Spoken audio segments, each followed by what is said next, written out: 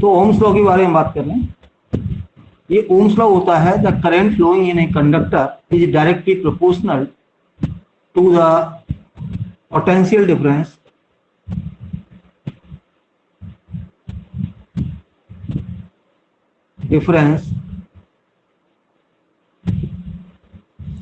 applied across it.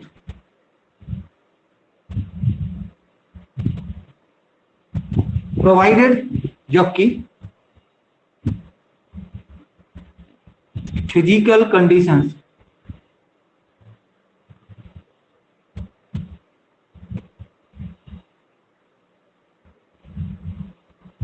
remain same. इसका मतलब हुआ हम इसको ऐसा लिखें कि current proportional to potential difference.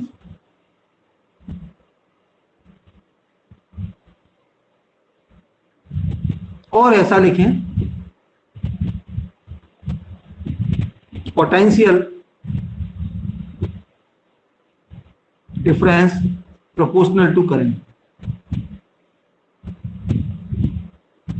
ठीक है।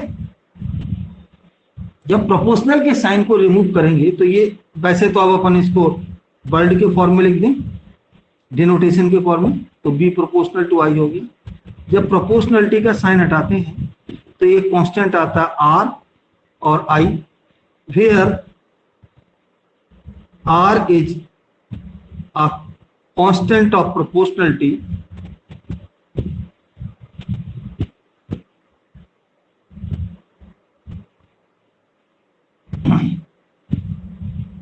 which is called resistance of wire.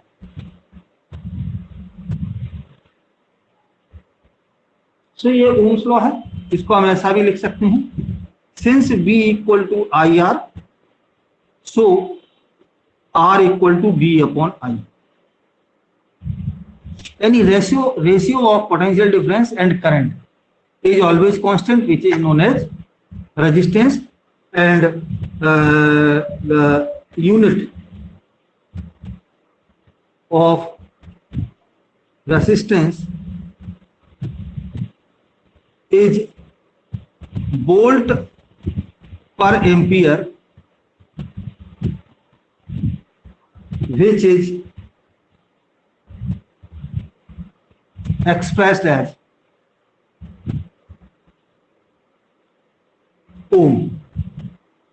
और ओम का साइन ये है, ये आप 10th में इतना पढ़ चुके हैं, तो यहाँ पे कोई भी आपकी ज्यादा प्रॉब्लम नहीं आएगी। अब अगर हम ये देखें कि किसी कंडक्टर, मान लीजिए ये कंडक्टर है ए और बी, इसके अक्रॉस हमने एक सेल लगाया जिसका पोटेंशियल V है, तो यहाँ पोटेंशियल V होगा और यहाँ 0 होगा। ठीक है। इन दोनों का डिफरेंस निकालना तो V आएगा, और ये V जो होगा वो प्रोपोर्शनल है इसमें फ्लो होने वाली करंट। जब हम इन दोनों में ग्राफ ड्रॉ करें, इसमें V और I में, तो यहां पर हम ले रहे हैं करंट और यहां ले रहे हैं वोल्टेज। इनमें जब ड्रॉ करें तो एक स्ट्रेट लाइन इसकी ग्राफ आती है, तो अपन यहाँ ये भी लिख सकते हैं, इसका अगर हम स्लोप निकालें, मान लो किसी दो पॉइंट पे कहीं भी, यहाँ देखें, मान लो ये थीटा एंगल बन रहा है, इस पॉइंट पे देखें तो भी आपका थीटा ही बनेगा, इस पॉइंट पे देखें तो भी थीटा ही बनेगा, इस पॉइंट पे देखें तो भी थीटा ही बनेगा। यानी कहने का मतलब कहीं भी निकालें टेन थीटा सब जगह सेम होगा, और टेन थीटा जब अपन फाइंड आउट करें, मान लो इन दो पॉइंट के बीच में करें, तो ये जो होगा ये आपका करंट होगा, और ये क्या होगा आपका, ये वोल्टेज होगा।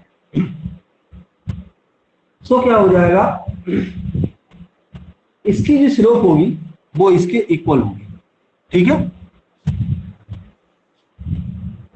इसकी जो स्लोप होगी बी और आई के बीच में, बी और आई के बीच में जो ग्राफ ड्रॉ किया है, उसकी जो स्लोप होगी वो आपकी रेजिस्टेंस लिख करेगी। बोलिए सर। तो ये तो सर आई अपॉन वी नहीं हो जाएगा अगर टेन थीटा निकालेंगे तो? हाँ तो वो कंडक्टेंस हो जाता ना, हमने यहाँ उल्टा ले लिया, बी और आई लेने था, बी यहाँ आई यहाँ आ जाता, बी इधर आ जाता, परपेंडिकुलर अपन बेस होता ना, हाँ तो सर। परपेंडिकुलर ही हुआ, बेस ही हुआ, तो बी यहाँ लेना था, हमें आई यहाँ लेना था। हम दोनों में कैसा भी करें, या तो ये ड्रॉ करें या ऐसा कर लें कि यहाँ पे बी ले लें, यहाँ आई ले लें, तब बी स्ट्रेट लाइन ही आएगा। Okay sir. समझ रहे हो? तो हाँ इस सर। वाले का अब एक चीज और समझो, 2-3 हम डेफिनेशन आपको और बता दें जो आगे अभी अपन एक्सप्लेन करने वाले हैं। द रेसिप्रोकल, समझना बात क्या कह रहे हैं? रेसिप्रोकल का मतलब 1/, ऑफ आर इज कॉल्ड क्या कहलाता है? कंडक्टेंस। रेजिस्टेंस का उल्टा, रेजिस्टेंस का मतलब होता है रुकावट, obstacle in flow of current, but इसका अपोजिट करेंगे तो क्या हो जाएगा, उसमें कितना तेजी से फ्लो होगा ये आएगा, तो वो कंडक्टेंस हो जाता है। ठीक इसी तरह से अब अपन, क्योंकि 10th में पढ़ चुके हैं इसलिए आपको ज्यादा इसके बारे में पता होगा, ये रो होता है आपका क्या, रजिस्टिविटी होती है, तो इसका रेसिप्रोकल क्या होगा, कंडक्टिविटी। समझ गया बात?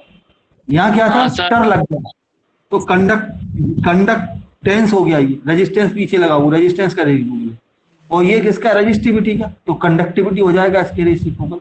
ये 2-3 वर्ड हम आपको अभी और बताएंगे।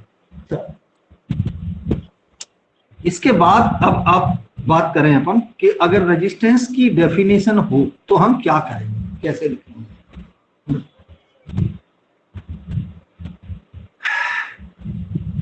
रेजिस्टेंस, रेजिस्टेंस जो होता है ये होती है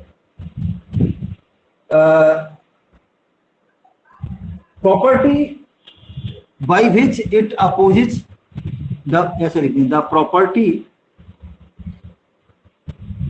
ऑफ कंडक्टर। सर कंडक्टिविटी को कप्पा से डिनोट करते हैं ना? क्या कह रहे हो? कंडक्टिविटी को कप्पा से डिनोट करते हैं ना? बात कट रही है, फिर से बोलिए। ये बोल रहा हूँ सर, कंडक्टर कंडक्टिविटी को कप्पा से डिनोट करते हैं ना? कंपा, जी से, हाँ कप्पा, हाँ के, कैपिटल जी, कैपिटल जी। अभी आगे बता रहे हैं, the property of conductor by the virtue of which, जिसके कारण, by the virtue of which, the property of conductor by virtue of which it opposes the flow of current, flow of current is called resistance। ये अपन ऐसे भी कह सकते हैं, the opposition of current, नहीं, opposition offered by a conductor, opposition offered by a conductor to flow the current inside the from conductor is called resistance. ऐसे भी कह सकते हैं, लेकिन हमने ये लिख दिया, तो ये तो अभी है ही है कि R = V/I है आपका, ये तो आपके पास है ही है, ओम इसका यूनिट हो गया, और कुछ बताने की जरूरत नहीं है। एक चीज और बता दूं, कुछ चीजें जो आपने 10th में पढ़ी थी उनको रिवाइज कर, अगर कोई इस तरीके का रेजिस्टेंस बना है ये ऐसा, तो ये कहलाता है फिक्स्ड रजिस्टर, फिक्स्ड है। और यहां अगर इस तरीके से बनाया हुआ है इनने और इस पे एरो लगा दिया, इसका मतलब वेरिएबल इसको बदल सकते हैं। इसको ऐसे भी सर्किट में ज्यादातर शो करते हैं फिक्स को, और वेरिएबल को कैसे करते हैं, देखो ऐसा लेकर के इसके ऊपर एक एरो लगा देते हैं, इसे रिहोस्टेट भी कहते हैं, ठीक है ना, रिहोस्टेट, रिहोस्टेट भी कहते हैं, ठीक। तो ये तो खैर 10th वाला मैटर है।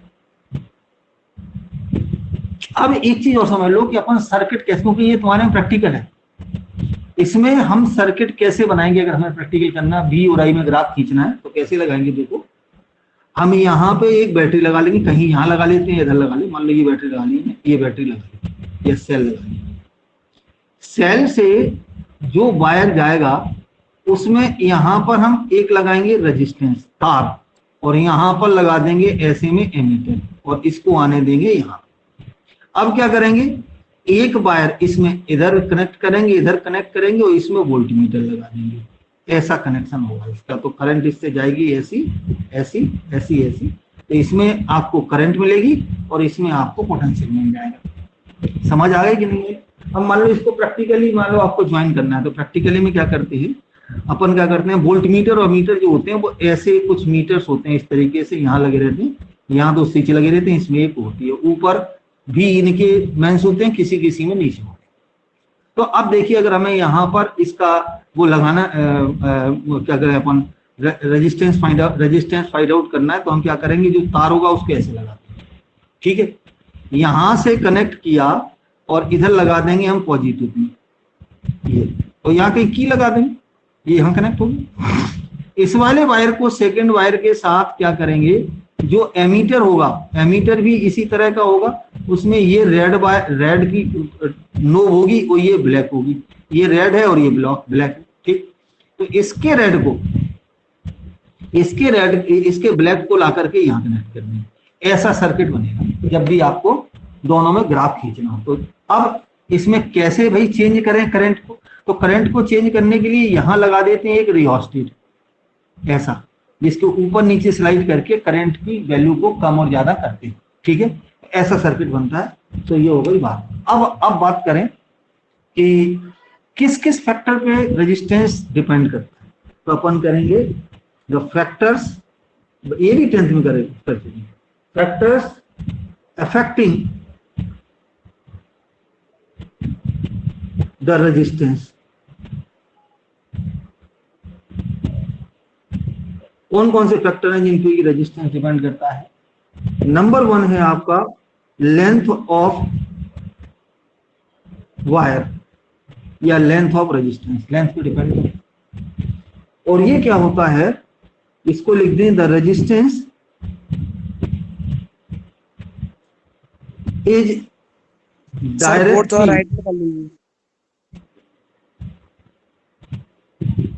डायरेक्टली proportional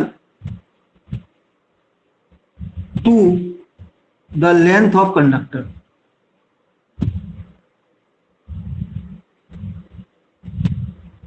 यानी कहने का मतलब ये है आपका जो रेजिस्टेंस है वो लेंथ के प्रोपोर्शनल। और दूसरा होता है, ये तो खैर हमने हेडिंग लिखा था, अब लिखें area of cross section. Area of cross section का मतलब ये होगा कि अगर हम कंडक्टर को क्रॉस कट करें तो उसके साथ किस तरीके का ऐसा इसका एक रिंग निकलेगा या स्क्वायर निकलेगा, क्या निकलेगा, वही उसका एरिया ऑफ क्रॉस सेक्शन होगा। तो अपन लिखेंगे द रेजिस्टेंस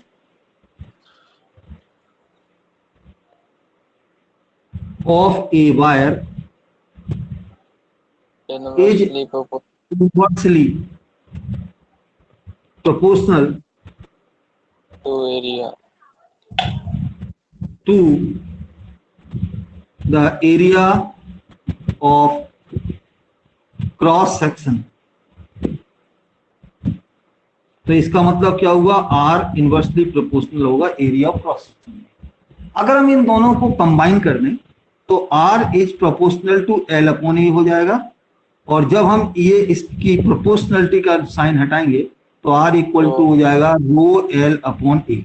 तो अपन यहां क्या कहेंगे, where rho is another constant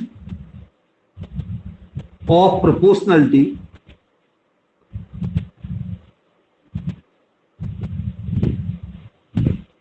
which is called resistivity और स्पेसिफिक रेजिस्टेंस। स्पेसिफिक रेजिस्टेंस किस चीज का, resistance of material of conductor, conductor का नहीं है, कंडक्टर के मटेरियल का ये प्रॉपर्टी है स्पेसिफिक रेजिस्टेंस। ठीक है, तो ये आपका स्पेसिफिक रेजिस्टेंस के बारे में आपको थोड़ा सा आइडिया हो गया। अब स्पेसिफिक रेजिस्टेंस को जब हम डिफाइन करें तो कैसे होगा, देखिए अब आपका है स्पेसिफिक रेजिस्टेंस और रजिस्टिविटी, इसके बारे में अपन को बात करनी है। तो ये क्या होता है, एक्ट एजी, पहले तो हम फॉर्मूला लिखें तब उसके बाद बनाए, R equal to rho L upon A है। अगर हम ये मान लें कि if length equal to 1 metre है और area of cross section 1 metre square है, अगर हम इसको पुट कर दें तो R इक्वल टू रो हो जाएगा। इसका मतलब क्या हुआ कि ऐसा कंडक्टर जिसकी लेंथ 1 मीटर हो, area of cross section 1 metre square हो, तो उस कंडक्टर की रेजिस्टेंस की वैल्यू के इक्वल रेजिस्टिविटी होती है उस मटेरियल की। तो अपन ये लिख देंगे द रेजिस्टेंस, न्यूमेरिकल वैल्यू, क्या लिखें,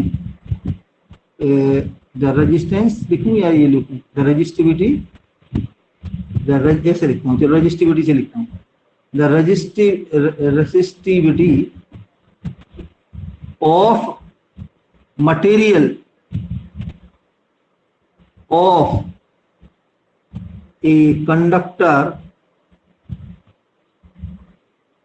is numerically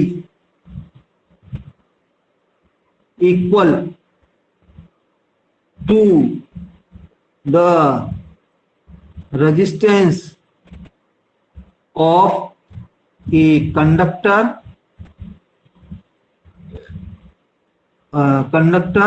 of length 1 meter and having area of cross section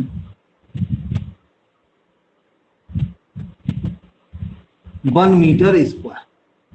यानी कहने का मतलब रेजिस्टिविटी किसी मटेरियल कंडक्टर के मटेरियल की उसकी वैल्यू, रेजिस्टेंस की वैल्यू के इक्वल होता है उस मटेरियल के कंडक्टर के 1 मीटर और 1 मीटर स्क्वायर के एरिया वाले कंडक्टर के इक्वल। तो देखिए यहां ये चीज, इसकी डेफिनेशन होगी। अब आप देखिए कि इसका यूनिट निकालना है, तो यूनिट के लिए देखिए अपन क्या करेंगे, यहाँ R लिखा है, यहाँ रो लिखा है, यहाँ L लिखा है, यहाँ A लिखा है। अगर हम रो इक्वल टू निकालें तो रो इक्वल टू कितना हो गया, R इंटू ए अपॉन एल।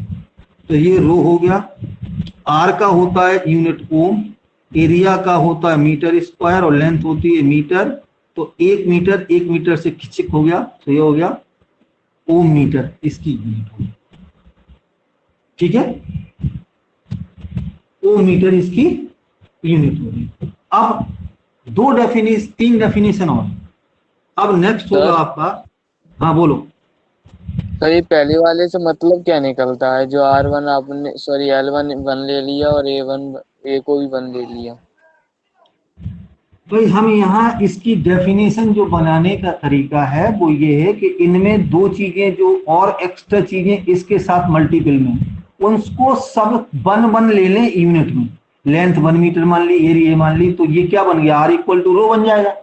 यानी कहने का मतलब किसी भी कंडक्टर की मटेरियल की जो रेजिस्टिविटी है वो रेजिस्टेंस के जितना रेजिस्टेंस हो उसके बराबर होगी, लेकिन ओम मीटर होगी। इसीलिए हमने लिखा है the resistivity of material of conductor. एक कंडक्टर के मटेरियल की resistivity numerically equal, numerically value के बराबर होगा बस, numerically equal to the resistance of a conductor of length 1 metre and area 1 metre square. ये लिखने के लिए ये तरीका हो किसी भी चीज की डेफिनेशन करने के लिए, ये प्रोसेस है इस तरीके से, तो इसलिए हमने लिखा है इसको। अब इसके बाद एक और अलग से आपके पास टर्म पढ़ा जाना है, वो होता है करंट डेंसिटी। करंट डेंसिटी जो होती है वो क्या होती है, किसी पॉइंट के अंदर, कंडक्टर के अंदर होती है। तो अपन ये लिखेंगे the current density,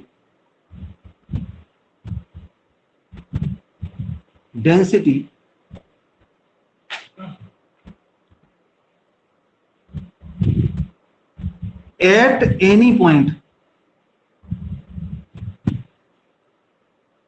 inside a conductor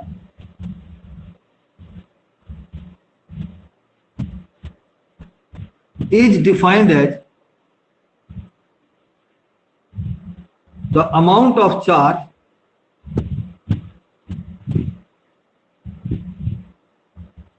या current, amount of charge flowing per second, या करंट भी लिख सकते हैं इसके, flowing per second, ये कठिन हो रही है, डिफाइंड एज करंट लिख रहा हूं, electric current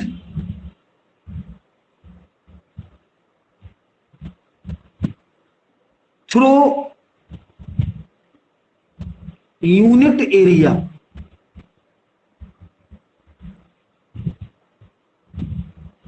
placed normal to the direction of current.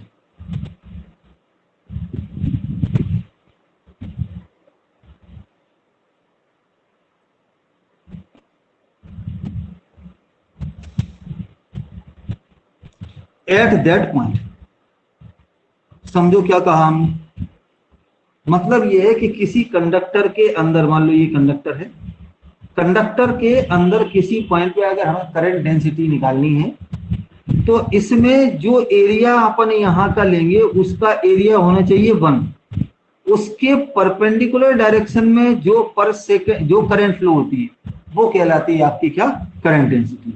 अब आगे लिख दूं कि काय से डिनोट होती है, it is denoted by, sir नीचे कर लो, जगह ही कहां बची है अभी, it is denoted by J,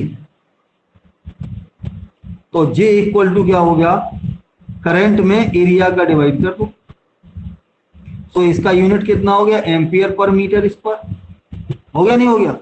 अब क्या है, it is a vector quantity, ये वेक्टर क्वांटिटी है,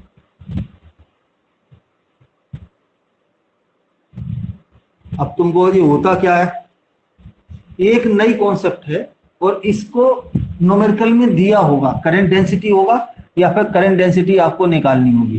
तो ये करंट डेंसिटी की डेफिनेशन है कि करंट डेंसिटी किसी कंडक्टर के अंदर किसी पॉइंट पर जो होती है उसके नॉर्मल डायरेक्शन में जितनी current per unit area flow होती है वो आपकी करंट डेंसिटी कहलाती है। ये चीज हमने इसमें लिखा हुआ है, ये वेक्टर क्वांटिटी है इसलिए जे वेक्टर की फॉर्म में लिखेंगे। अब आप देखिए इसको हम क्या करने वाले हैं, इसका किया पाचा थोड़ा सा समझने की पर्पज। हाँ बोलो। अरे आप परपेंडिकुलर बता रहे थे वो क्या था सर? क्या चीज? सर जो अभी परपेंडिकुलर आप डायग्राम में बना के दिखा रहे थे ना, वो क्या चीज थी? वही करंट डेंसिटी थी, फिर से बता दे रहे। अब देख लो, हमने ये कहा कि J इक्वल टू है आपका वेक्टर I अपॉन ए। हम ये जानते हैं कि I तो आपकी स्केलर क्वांटिटी है, बस वेक्टर क्वांटिटी क्या है आपका, J एरिया है। तो हम इसका अगर मल्टीप्लाई करें तो J vector into area vector equal to तुम्हारा हो जाएगा I होगा, या हम करंट इक्वल टू लिख दें J vector dot A vector. इनका जब हम फॉर्मूला बनाते हैं तो क्या हो जाता है, डॉट प्रोडक्ट में J का मॉडुलस इंटू ए का मॉडुलस और यहाँ कॉस थीटा, ये बनेगा, बनेगा नहीं बनेगा? जैसे कि हम फ्लक्स में करते थे कि जब हमें इलेक्ट्रिक फील्ड दिया होता था और जो एरिया हमारे पास है जिसकी हमें करंट डेंसिटी निकालनी है उस पे एक नॉर्मल ड्रॉ करते थे और इलेक्ट्रिक फील्ड के साथ जो एंगल होता था उसको रखते थे हम कॉस थीटा के फॉर्म में। तो ऐसे ही इसका होगा कि मान लीजिए ये आपका कंडक्टर है जो अभी हम बता रहे थे उसी की बात कर रहे हैं। हमें इस पॉइंट पर कोई एरिया लिया हमने, ऐसा ये एरिया लिया और करंट इसमें फ्लो हो रही है इस डायरेक्शन में, मतलब हम दिखा रहे हैं कि ये जारी करंट। तो जहां हमें इसमें करंट डेंसिटी निकालनी है तो इस पे तो एक नॉर्मल ड्रॉ करेंगे यूनिट वेक्टर जैसा कि उसमें था, और यहाँ क्या होगा, ये थीटा एंगल है इसके साथ, तो इस पॉइंट की जो करंट डेंसिटी होगी वो करंट डेंसिटी क्या हो जाएगी आपकी, हो जाएगी J equal to I upon, यानी अगर इसको हम इसी को रख लेते हैं, I equal to J sir into A आपने और यहाँ पर सर कॉस थीटा। हाँ बोलो। आप आपने जो नॉर्मल बनाया है ना, ये तो सर सीधा जो मतलब ये जा रही है ना डायरेक्शन जो आपने बनाया है ना करंट का, उसी डायरेक्शन में भी तो नॉर्मल बन सकता है। नहीं बन सकता, हम फिर से बता रहे हैं, उसको समझ जाओ पहले तो J इक्वल टू हो गया I upon A cos theta, एक ये फॉर्मूला बन गया आपका। अब देखो, मान लो हमने कहा कि करंट ऐसी जा रही है, ये करंट जा रही है, ये करंट है जैसे कि इलेक्ट्रिक फील्ड, और ये रखा है एरिया। तो अगर हम इसके सरफेस पे नॉर्मल ड्रॉ करें तो यहाँ पे थीटा इक्वल टू 0 डिग्री हो जाएगा कि नहीं होगा? होगा। अब देखो, अब दूसरी कंडीशन ले लो कि करंट तो फ्लो हो रहा है ऐसे में, ये करंट की डायरेक्शन, और एरिया रखा है ऐसे में। अच्छा। तो जब हम इस पे नॉर्मल ड्रॉ करेंगे, इस पे नॉर्मल ड्रॉ करेंगे तो नॉर्मल क्या होगा, इस डायरेक्शन में होगा कहीं ऐसे, इस सेंटर से अगर हाँ हम ड्रॉ करें। अब ये ऐसा होगा तो यहाँ ये एक एंगल बना रहा थीटा, तो ये थीटा आएगा। अब एक और कंडीशन ले लो, अब मान लो एरिया ऐसा रखा है और करंट जा रही है ऐसी, तो हमें इस पे नॉर्मल खींचेंगे तो इस डायरेक्शन में जाएगा नहीं जाएगा? जाएगा। तब ये एंगल बना, तब इसका क्या होगा, तब J इक्वल टू हो जाएगा I upon A cos theta. यहां भी J equal to I upon A cos theta. अब आगे क्लियर बात हो गई? हाँ सर, हो गई हो गई। अब इसका यूनिट क्या होगा भैया, इसका जो यूनिट होगा J equal to I upon area है, तो ये तो हो गया एम्पियर आई का, और एरिया का क्या हो गया मीटर स्क्वायर, तो अपन क्या लिख देंगे A मीटर की पावर -2, ये इसकी यूनिट हो जाएगी।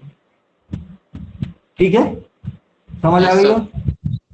अब इसके बाद कंडक्टेंस और ये कंडक्टिविटी और कंडक्टेंस निकालने और कंडक्टिविटी, इन दोनों के बारे में और बता दी। तो देखो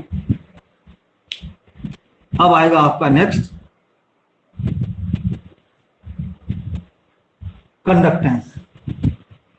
अच्छा, इसको थोड़ा और उसमें देख लेते हैं। मान लो छोटे छोटे बहुत सारे हमारे पास एरियाज दिए हैं, तब अगर इसको निकालना हो, करंट निकालना हो आपको, जैसे सपोज करो वेक्टर के फॉर्म में दिया J किसी क्वेश्चन में, ये एग्जांपल ले लो। एग्जांपल में किसी ने कहा कि जो J है वो दिया है 3i + 2j + 3k, और एरिया जो दिया है वो दिया है 2i + 3j + k metre square, ऐसा दिया है, और ये दिया है एम्पियर बाई मीटर स्क्वायर। तो उन्होंने कहा करंट निकालो, तो करंट की डेफिनेशन क्या हो गई थी तुम्हारी, I dot A J dot A, तो इन दोनों का डॉट प्रोडक्ट निकाल दो, सीधे सीधा आंसर आ जाएगा। तो जब ऐसे क्वेश्चन नहीं हो तो डॉट प्रोडक्ट का यूज करना है यहाँ पे। अब अगर मान लो ये उसी तरह से करना है जैसे, हाँ बोलो। 15 है आंसर। हाँ ठीक है। अब देखो, जैसे अपन फ्लक्स निकालते थे, फ्लक्स इक्वल टू होता था E डॉट ds, ये होता था है। अगर बहुत छोटे पार्ट के लिए फ्लक्स निकाले तो ये d5 मानते थे, तब यहाँ क्या लिख देते थे E डॉट ds ऐसा। जब हम इसका टोटल फ्लक्स निकालना होता था, यानी टोटल अगर ये निकालनी हो, इसमें करंट निकालनी हो, तो अपन क्या करेंगे, या इसमें फ्लक्स निकालना हो तो हम इंटीग्रेशन कर देते थे E डॉट ds का। ठीक इसी तरह अगर हमें करंट डेंसिटी दी हुई है और हमें टोटल करंट निकालना है, तो हम इसकी जो करंट इससे आएगी J डॉट ए से, वो आएगी DI, और अगर हमें फुल निकालना है तो अपन क्या करेंगे, IA हो जाएगा और surface integration of J dot A हो जाएगा। ठीक है, अगर हम इसको DS मान लेते हैं तो ज्यादा अच्छा लगेगा थोड़ा सा, तो ये J डॉट DS हो जाएगा, इंटीग्रेशन में इंटीग्रेट कर देंगे उसको। ठीक है, हाँ अब सर। अब अपन, हाँ बोलो। हाँ हाँ ठीक है सर, आ गया।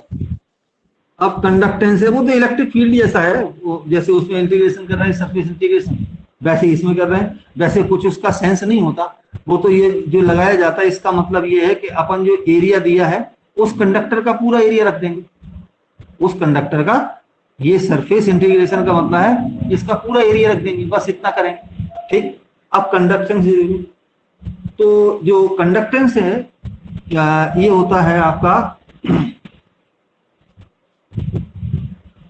जो क्या कहें अपन,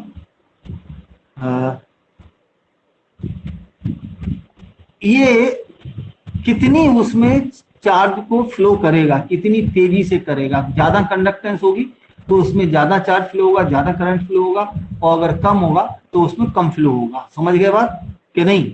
यानी कहने का मतलब है, ऐसे समझो, अगर किसी कंडक्टर का रेजिस्टेंस ज्यादा है, कंडक्टेंस ज्यादा है, सॉरी रेजिस्टेंस ज्यादा है, तो इसका 1/R छोटा होगा, कम होगा, होगा कि नहीं होगा? यानी R इज ग्रेटर है तो जो क्या होगा उसका कंडक्टेंस क्या होगा, कंडक्टेंस लेस हो जाएगा। ठीक, अगर R छोटा है, कम है, तो कंडक्टेंस उसका ज्यादा हो जाएगा। ऐसे समझो कि अगर कंडक्टर के अंदर करंट फ्लो होने में रुकावट कम है तो उसमें ज्यादा करंट फ्लो होगा, और रुकावट ज्यादा है तो कम होगा। यानी कहने का मतलब रेसिप्रोकल ऑफ क्या हो गया, ऐसे लिख दी, the conductance of a conductor is reciprocal of resistance of conductor। अच्छा, it is denoted by capital G, it is denoted by capital G। so capital G equal to हो गया 1/R, और इसका यूनिट कितना होगा 1/ओम। यानी इसको कैसे लिख पाएंगे अपन, ओम इनवर्स, ये यूनिट होगा इसका। इसे सीमेंस भी बोलते हैं और मेहो भी बोलते हैं, मेहो और साइमंस, एस से डिनोट करते हैं। चलो, अब दूसरा है आपका कंडक्टिविटी, तीसरा। एक तो करंट हो गया, करंट डेंसिटी हो गया था, बोलो। ओम। अब कंडक्टेंस होगा, बोलते जाइए भाई। अरे साइमन लिखा है, इसको ओम भी बोलते हैं ना? मेहो, MHO, ओम का उल्टा। उनका उल्टा है, ओके सर। देखो इधर से पढ़ो OHM, तो MHO लिख दिया। और ये सीमेंस है, साइमंस, SIEMEN, साइमन, एस से डिनोट करते हैं। अब ये क्या है, इट इज, सर की ओम, ओम, ओम है ना? हाँ हाँ, कंडक्टिविटी होगा ना? कंडक्टिविटी है, कंडक्टेंस तो कर गए। It is reciprocal, it is reciprocal of resistivity. Sir इसको तो कप्पा से इसको ही तो कप्पा से करते हैं। कैसे? सिग्मा से करते हैं के से, इसको, के से। सिग्मा सिग्मा सिग्मा, वो केमिस्ट्री में करते हैं कैसे? अच्छा, केमिस्ट्री में करते हैं। हाँ, रेजिस्टिविटी ऑफ ए मटेरियल, ये मटेरियल की प्रॉब्लम है, ध्यान रखना, ये वायर की है conductance. Material is called conductivity, और it is denoted by sigma. तो क्या हो गई, सिग्मा इक्वल टू, अपन को क्या करना है, 1/रो। ठीक है, समझ आ गई बात? और इसका जो यूनिट होगा वो यहां, इसका ओम मीटर था, तो ओम इनवर्स और मीटर ये होगी, ओम मीटर, और ओम मीटर था, ओम इनवर्स और मीटर इनवर्स। ठीक है, तो इसकी यूनिट हो गई, ये यूनिट है। ठीक, समझ आ गई बात। अब एक नया जो है 3 नंबर का या 2 नंबर में आ जाता है, उसको कहते हैं अपन vector form of Ohm's law. क्या? Vector form of Ohm's law, यानी कहने का मतलब उस ओम्स लॉ में जो है वो सारी क्वांटिटी, ज्यादातर क्वांटिटी वेक्टर क्वांटिटीज होती है, इसलिए उसको कहते हैं vector form of Ohm's law. तो देखिए अब इसको हम रब कर रहे हैं, बहुत छोटा सा कराई दे रहे हैं। अब होगा आपका vector form of Ohm's law. चलो भाई, हम ये जानते हैं कि ऐसा लिख लें कि if E is magnitude, E is magnitude of electric field। भाई जब अपन पोटेंशियल डिफरेंस लगाएंगे तो उसमें इलेक्ट्रिक फील्ड, कंडक्टर में इलेक्ट्रिक फील्ड प्रोड्यूस होगी इन ए कंडक्टर। हम ये मान लें ऑफ लेंथ एल, तब क्या होगा? पोटेंशियल ग्रेडियंट के फॉर्मूले से B equal to E equal to B upon D होता है, तो B अपॉन एल हो गया, यानी B इक्वल टू क्या हो गया तुम्हारा E इंटू एल हो गया। हो गया कि नहीं हुआ? हाँ सर। हाँ, अब आप देखिए, अब B equal to I R होता कि नहीं होता? एंड सो हम यहां B की जगह आई आर लिख दें, I R equal to E into L. Okay, अब आप देखिए R का वैल्यू है, ये सब फॉर्मूले रख रहे हैं। देखो एक ये फॉर्मूला रखा हमने, दूसरा फॉर्मूला ये रखा, इससे ये बना लिया, इससे ये अपन का रेजिस्टेंस वाला फॉर्मूला है और लिखेंगे रेजिस्टेंस इक्वल टू होता है रो एल अपॉन ए। सो इस जगह पे रख दें, तो इस वाले में पुट करा अपन ने, सो आई यहां हो गया रो एल अपॉन ए, यहां कितना हो गया E इंटू एल, एल से एल मर गया, मरा कि नहीं मरा, है ना? अब आप देखिए जब हम जो अभी डेफिनेशन पढ़ चुके हैं हम, उस हिसाब से I अपॉन ए एक अलग क्वांटिटी है, रो अलग क्वांटिटी है, E अलग क्वांटिटी है अलग कि नहीं? क्यों भाई? तो ये जो है आपका क्या बन गया? J बन गया। आप लिख लें, बट J जो वेक्टर था वो था I अपॉन ए, सो क्या हो जाएगा? J vector into rho equal to E vector, था कि नहीं?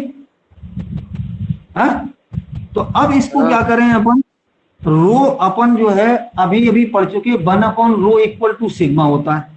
सो यहां लिख दिया J vector equal to E vector into 1 upon rho. So इसको क्या लिख पाएंगे?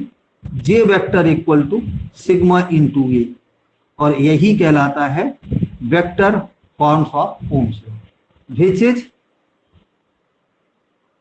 Vector form of Ohm's law.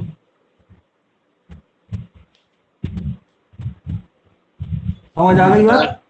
Sir हाँ बोलो सर, अभी तक आपने बोलो। जो ओम्स, सर जो आपने ओम्स लॉ बताया है ना, उसमें सर इलेक्ट्रिक हाँ। फील्ड का कोई यूज हो रहा है?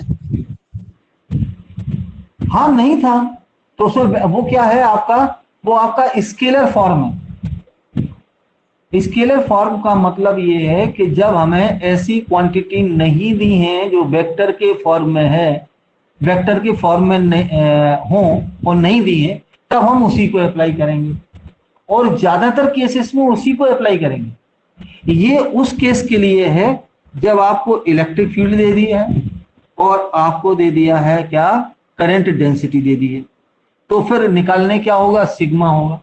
और अगर सिग्मा दिया यानी उसकी कंडक्टिविटी दी है और इलेक्ट्रिक फील्ड दी है, तो अपन करंट डेंसिटी निकाल सकते हो। तो इन सब में आप रिलेशन, जब आपको ये जो वेरिएबल्स हैं उनकी वैल्यू दी हो तो वो अपन निकाल सकते हैं। लेकिन बोर्ड में ये आता है, इसको करना होता है। ऐसा होता है, right the vector form of Ohm's law. तो क्या क्या है, पहले E equal to B upon L लिखा, so B equal to I L हो गया। अब B equal to I R होता तो I R equal to E L हो गया, ठीक है। R का value rho L upon A रख दिया, एल से एल काट दिया, तो I upon A rho equal to ई हो गया। आई अपॉन ए जे होता है, सो जे रख दिया, रो हो गया और ई हो गया।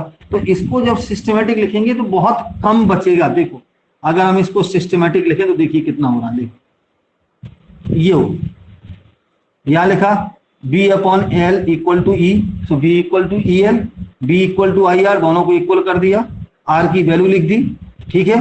रो आ गया, आई अपॉन ए जे हो गया, यहाँ रो हो गया, यहाँ ई हो गया, चाहे ये लिखो चाहे ये लिखो, दोनों चलेंगे। अब ये जो रो है उसको अगर अपन इस तरफ ले गए तो ये फॉर्म हो गया, और इतना लिख दिया तो ये हो गया, जो हो गया भाई 2 मार्क्स में आता है, ठीक है, समझ आ गई बात। अब इलेक्ट्रिसिटी यानी करंट के बेस पर सारे मटेरियल जो हमारे आसपास हैं उनको अगर कैटेगरी करें कितने तरीके के होते हैं, तो वो 3 तरीके के होते हैं। 3 तरीके में क्या है, एक तो होता है कंडक्टर, दूसरा होता है इंसुलेटर, और तीसरा जो होता है वो होता है सेमीकंडक्टर, ठीक है, समझ आ गई बात। तीसरा क्या होता है? सेमीकंडक्टर। अच्छा, इंसुलेटर, कंडक्टर जानते हो आप, इसको ज्यादा बताने की जरूरत नहीं, 10th में पढ़े हुए हो। कंडक्टर वो होता है जिसमें कि current, it allowed to flow the current inside the material. वो मटेरियल जो करंट अपने अंदर फ्लो होने को अलाउ करते हैं वो सारे मटेरियल आपके कंडक्टर कहलाते हैं, और जो फ्लो नहीं करने देते या बहुत कम फ्लो करते हैं वो कहलाते हैं इंसुलेटर, समझ गए बात। और जो सेमीकंडक्टर हैं वो सेमीकंडक्टर मटेरियल ये है कि उसमें जो करंट की जो डायरेक्शन है वो करंट की डायरेक्शन, आपकी जो डायरेक्शन है वो बाई डायरेक्शनल करंट होती है, समझ गए बात कि नहीं आई समझ में। यूनिडायरेक्शनल करंट होती है, मतलब ये है कि उसमें एक ही तरफ करंट फ्लो होती है, दूसरी तरफ नहीं होती, उल्टे में। सेमीकंडक्टर में? हाँ। कैसे?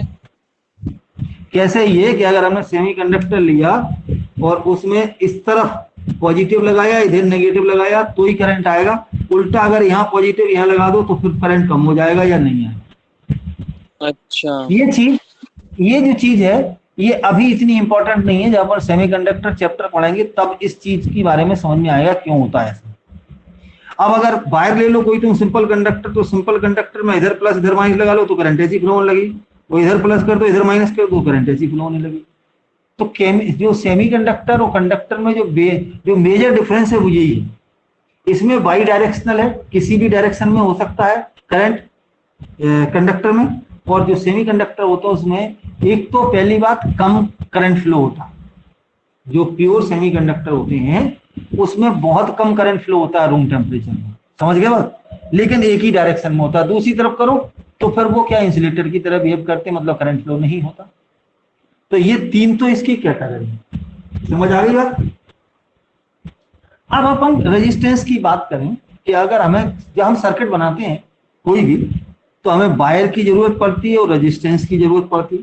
अब जब रेजिस्टेंस की जरूरत पड़ती है तो कहीं कहीं तो होगा कि हमें 5 ओम 10 ओम 20 ओम इस छोटी छोटी वैल्यू रेजिस्टेंस की हमने यूज कर ली है, एक तो ये होगा। और दूसरा ये है कि किसी किसी जगह पे हमें 10,000 ओम 15,000 ओम 1 लाख ओम, अगर हमें इतना बड़ा रेजिस्टेंस चाहिए तो हम ये देख चुके हैं कि आर जो प्रोपोर्शनल होता है वो लेंथ का होता है, या तो हम उसकी लेंथ बढ़ाएं, तो अगर मान लो ये मान लें कि 1 मीटर वायर का जो रेजिस्टेंस है मान लीजिए आपका 50 ओम है किसी वायर का, और मान लीजिए हमें चाहिए 5000 ओम का, तो कितना हो जाएगा, 100 मीटर का वायर हो जाएगा। इतना बड़ा वायर करना बड़ा मुश्किल हो जाएगा, यूज करना, मैनेज करना। चलो मान लिया लेंथ कम करें तो मोटापा करें, तो अगर हम ये देख लें कि जो 1 मीटर स्क्वायर किसी का एरिया है उसका रेजिस्टेंस अगर 50 है और हमें 5000 का चाहिए, तो मतलब हो गया 100 मीटर स्क्वायर एरिया चाहिए, ये तो इम्पॉसिबल। 100 मीटर स्क्वायर एरिया का मतलब तो ये हो गया कि जैसे हमारी मल्टी के सामने से देखो इतना मोटा वायर चाहिए, वो भी पॉसिबल नहीं है। तो इन दोनों प्रॉब्लम्स को ओवरकम करने के लिए एक नए तरीके के कॉमर्शियल रजिस्टर्स बनाए गए। क्या करेंगे? एक ऐसे रजिस्टेंस बनाए गए जो कार्बन रजिस्टर्स कहलाते हैं। कौन से कहलाते हैं? Carbon register. कार्बन रजिस्टर ज्यादातर इलेक्ट्रॉनिक्स में यूज होते हैं, और ये जो है आपके दो तरीके के कॉमर्शियल रजिस्टर थे। एक तो वायर बाउंड, यानी वायर को एक बहुत लंबी चौड़ी स्प्रिंग बना लें और उसको एज ए रेजिस्टेंस यूज कर लें, तो वो वाली ये प्रॉब्लम आएगी। बहुत ज्यादा चाहिए तो वहां लिमिटेशन है, उससे आगे अपन नहीं बढ़ सकते। लेकिन कार्बन रजिस्टर एक बड़ा शानदार प्रोसेस था। उसमें क्या होता है, अच्छा रेजिस्टेंस जिसका होता है वो रजिस्टर कहलाती है चीजों से। तो अपन क्या कर रहे हैं, एक जो वो है कॉमर्शियल पॉपुलर रजिस्टर हैं, वो होते हैं कार्बन रजिस्टर। ये होते क्या है भाई? ये क्या होते हैं? These are make from mixture of carbon black, काला कार्बन, क्ले एंड रेजिन।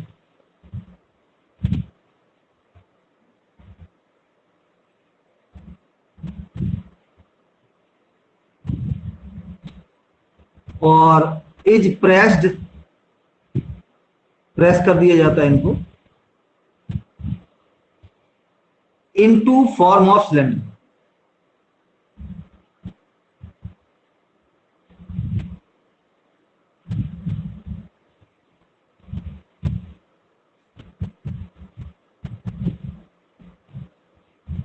और इनको क्या कर दिया जाता है? विच इंक्लूज्ड, कवर कर दिया जाता है, विच कवर्ड बाई सेरेमिक और प्लास्टिक। यानी दे आर, बीज है, दे आर नहीं, THES, these are made from mixture of carbon black, clay or resin, RESIN, resin, pressed into the form of cylinder, which covered by ceramic or plastic jacket. Jacket के मतलब कपड़ा पहना दिए उसको, इस तरीके के होते हैं। और ये तुमने देखे भी होंगी, जब भी कोई इलेक्ट्रॉनिक सर्किट खोलो तो उसमें ऐसे ऐसे सिलेंडर से दिखते हैं, उसमें पत्ती लगी, ऐसी ऐसी लाइनें पड़ी रहती हैं, ये कार्बन रजिस्टर होते हैं। अच्छा, इनकी एडवांटेज क्या है? एडवांटेज देख लो। हालांकि ये एग्जैक्ट नहीं होते, 10-20% का ऊपर नीचे रहता। अच्छा, पहला इसका ये है कि they can be made with, sir हाँ, ये विच कवर्ड बाय, ये क्या लिखा हुआ है? विच कवर्ड बाई सेरेमिक,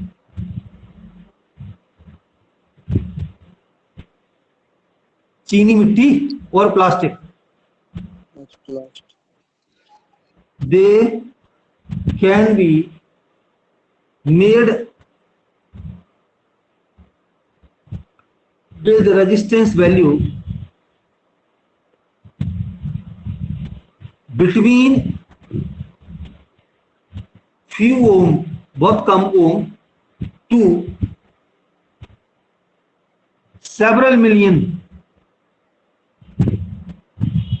सैकड़ा मिलियन ओम्स, छोटे से लेके मिलियन ओम्स के भी हम इसको बना सकते हैं। एक एडवांटेज। दूसरा एडवांटेज क्या है? बहुत सस्ते होते हैं। It is very cheap, cheap versus economic लिखना चाहिए। चीप का मतलब होता है घटिया, एंड कॉम्पैक्ट, छोटी सी जगह में।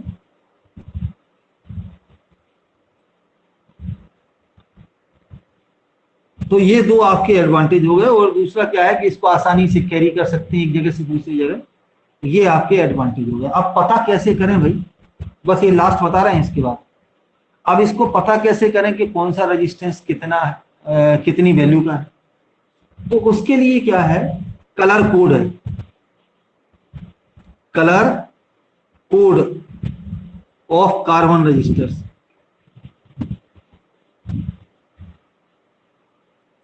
अभी अभी हमने बताया कि जो रेजिस्टेंस होते हैं उसमें अलग अलग कलर की पट्टियां लगी रहती हैं, ऐसी ऐसी बनी रहती हैं।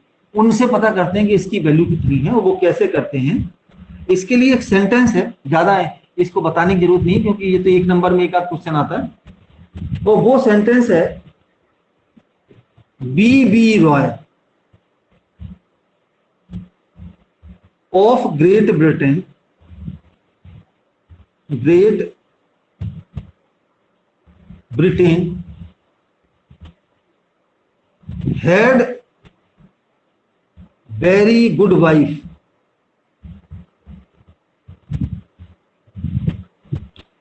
बीबी Roy of Great Britain had very good wife. ये सेंटेंस है जिससे सारी चीजें कवर हो जाएंगी। अब देखिए इसको बना रहा हूं मैं टेबल ऊपर, अब साइड बनाऊंगा क्योंकि यहाँ स्पेस अब इतना नहीं है। तो इसको रब कर दें, पूरे ही रब कर देते हैं। हमारा सेंटेंस है, B B Roy of Great Britain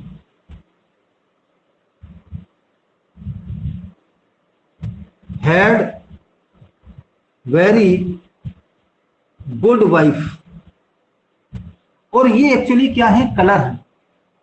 B, are for red है, O for orange, Y for yellow, ये इस तरीके से कलर्स होंगे।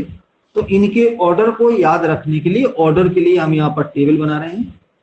पहला आपका कलर है ब्लैक, बी फॉर ब्लैक। दूसरा है ब्राउन, एक 10 कलर है ब्राउन। ब्राउन के बाद है आपका रेड, आर से, ये वाला रेड। ओ फॉर ऑरेंज है तो ऑरेंज लिख दिया। वाई फॉर येलो है तो येलो लिख दिया। फिर उसके बाद गुड है, गुड से ग्रीन हो गया, ठीक। फिर ब्रिटेन आ गया, तो ब्रिटेन से जो है वो आपका ब्लू कलर हो गया। फिर आया आपका हेड का कोई सेंस नहीं है, बेरी से है वायोलेट, और जो गुड है उससे है ग्रे, और वाइफ से जो है वो आपका है वाइट। ये आपके 10 कलर होंगे, ठीक है। अब देखिए इसमें हम 3 लाइंस ड्रॉ कर रहे हैं,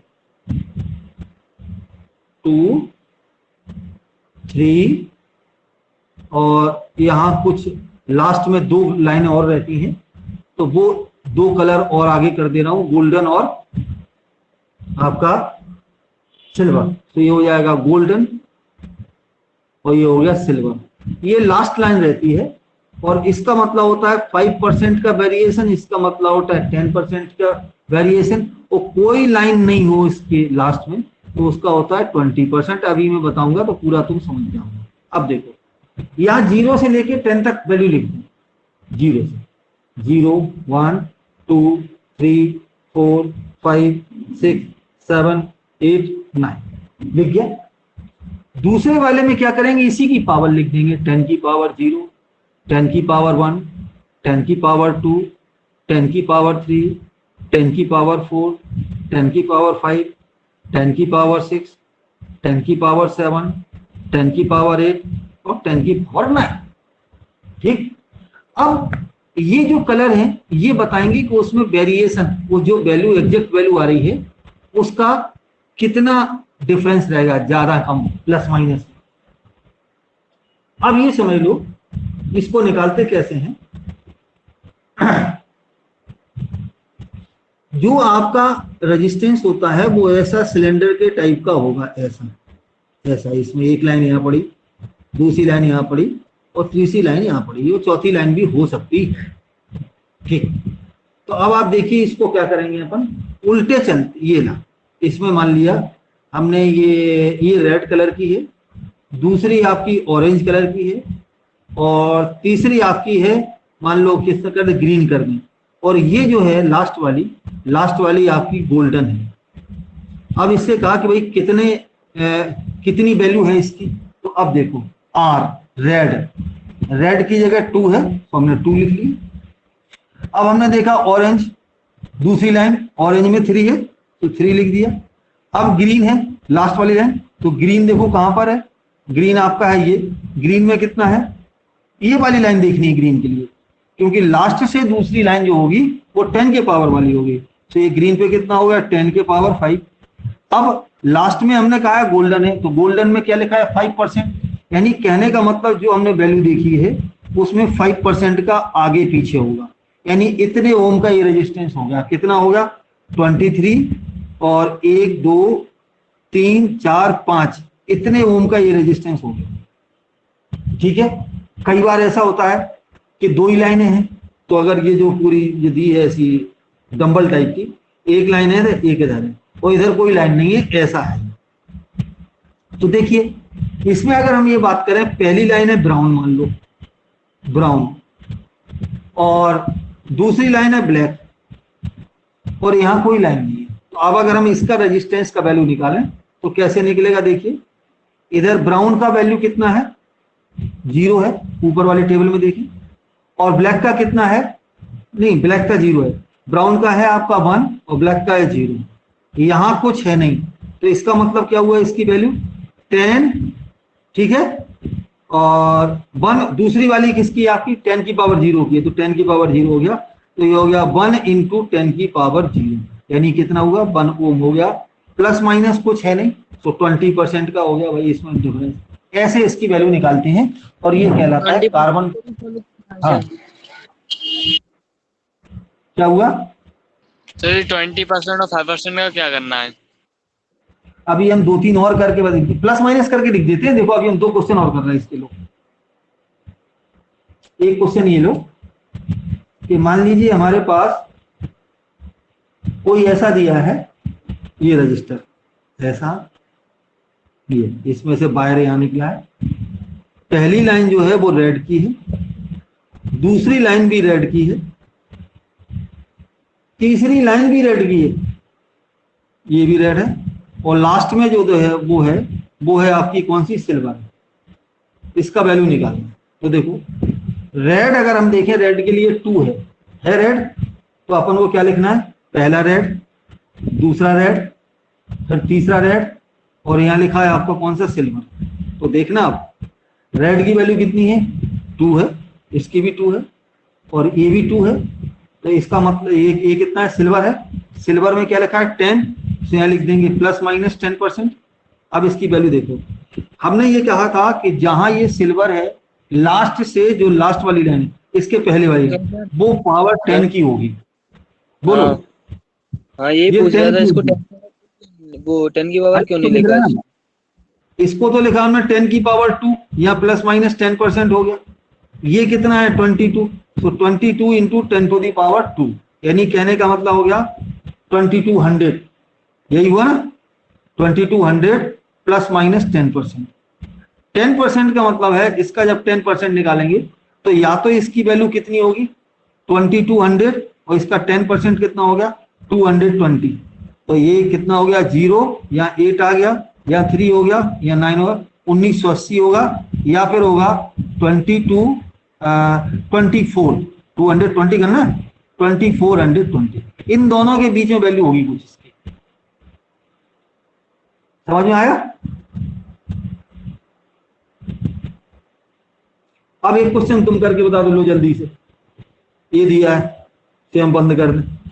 ये देखो इसमें पहली लाइन दी है और ये जो है आपकी ग्रीन है पहली, दूसरी लाइन दी है वो है वायलेट हो गया, और लास्ट है आपकी रेड। निकालो जरा इसके बाद कोई लाइन नहीं है, जल्दी निकालो। 57 इंटू 10 की पावर 2, प्लस कैसे माइनस भाई? 20%। कैसे कैसे देख कितना कहा तुमने? 57 10 to the power 2 plus minus 20%। बस ठीक है, यही करना है, इतनी चीजें सीखनी थी तो सीख गए। ठीक है, अब इसके बाद होंगे न्यूमेरिकल, तो न्यूमेरिकल करेंगे अपन इन्हीं सब के ऊपर। फिर उसके बाद रेजिस्टेंस पे टेम्परेचर का इफेक्ट वो निकालेंगे। सब सीरीज और रेजिस्टेंस की बात करेंगे अपन, सीरीज और पैरेलल वाली बात करेंगे। सीरीज पैरेलल के बाद फिर इसमें एक और रूल है ओम्स लॉ के अलावा, वो कहलाता है किरचॉफ लॉ। किरचॉफ लॉ एक ऐसा लॉ है, दो लॉ होते हैं वो किसी भी कंडक्टर में, किसी भी सर्किट की किसी ब्रांच में, नेटवर्क की, इलेक्ट्रिकल नेटवर्क की किसी ब्रांच में कितना करंट होगा